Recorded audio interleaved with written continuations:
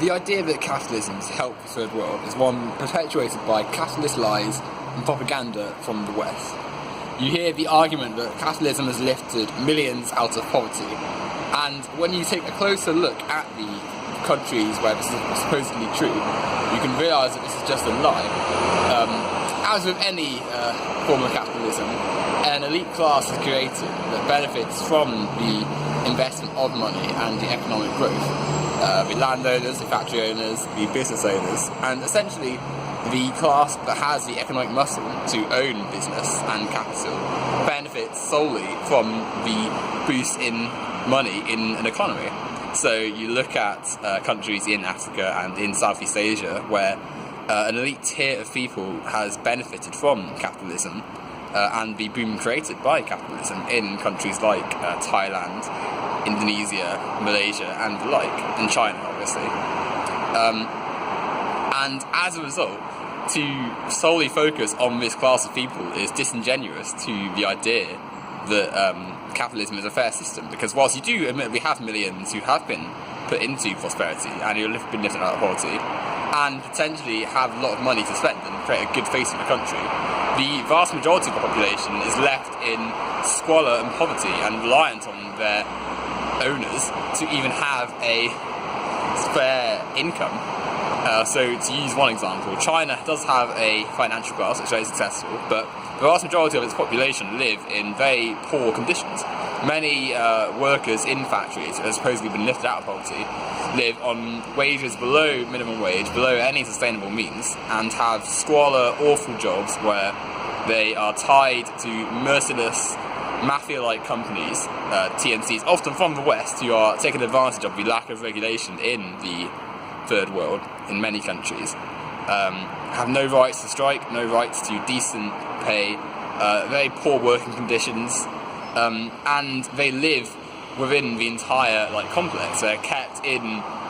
living areas where they're controlled by the companies they work for, and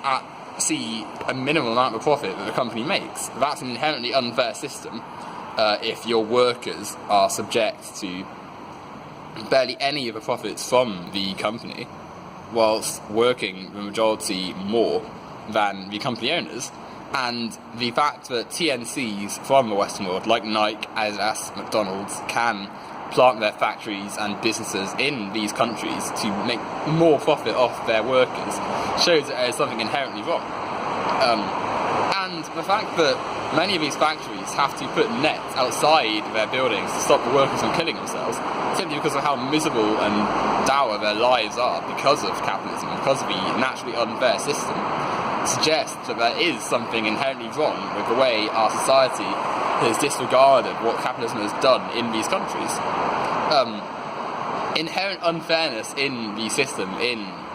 Southeast Asia has caused significant problems, not just because of workers being exploited, but also because of the state of the countries that it's become. You look at many of these countries, and Western businesses have infiltrated and corrupted government to the point where no tax zones and deregulated areas are readily created just for profit for the elite few. And of course, this comes at the expense of the workers who live in these countries, who are forced into this labour with very little say, and if they don't work, then they're priced out of the market and left to basically die, because you can guarantee that capitalism and capitalists don't offer any real help for those left out by the system. But beyond just worker exploitation, look at the country exploitation as a whole. Because of the near-colonial style that capitalism has imposed on the world, where Western powers like America and the main countries in Europe, so like the UK, Germany, France, because of the economic might they have and because of the way capitalism works, it's extremely unlikely and improbable that a country from the third world, undeveloping world, will ever have the chance to really reach the economic might of these countries, and thus they're subject to them. This is reinforced through organisations like the World Trade Organization, the International Monetary Fund, and even through NATO and the UN, in which the US, through its economic might, as the economic power of the world really, allows its own system and its own doctrine to be placed on the entirety of the third world, or face extreme consequences. The list of US atrocities worldwide is very large, but to use one example in Africa, when Ghana refused to meet the US's demands for how it should run its economy, and when it refused to hand over land to private companies and take land away from farmers, the US cut its funds and stopped giving it monetary aid, and thus Ghana fell into a recession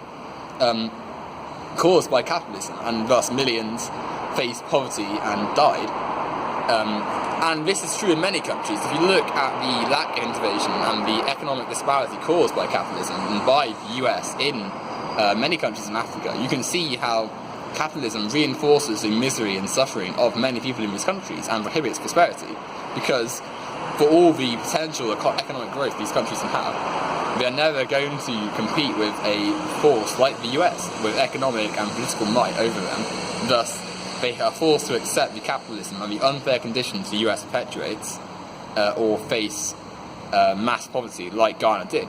The Rwandan genocide famously was another example of where the US failed to intervene and offered very little help, and thus, again, thousands of people died because the US were unwilling to compromise their own capitalist ideals. We go to Latin America and you see numerous attempts by the US, and many successful attempts, to destabilise and overthrow governments that don't meet their capitalist ideals. You look at Guatemala, El Salvador, Nicaragua. These countries have had their entire governments ruined by US intervention.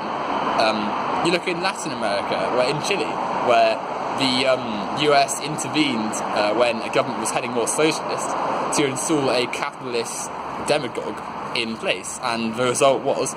people were literally killed for capitalism. Capitalism doesn't care for the third world, and it certainly doesn't enhance the rights of people in the third world. It only cares to create an elite class out of anyone it finds, and thus leave millions exploited by said elite class for the profits of corporations and the financially wealthy. And the third world has not benefited from capitalism because the majority of its people still live in miserable conditions to the subject of their citizens. And as a result, to imply that capitalism has helped these people is to ignore the plight of billions worldwide. And frankly,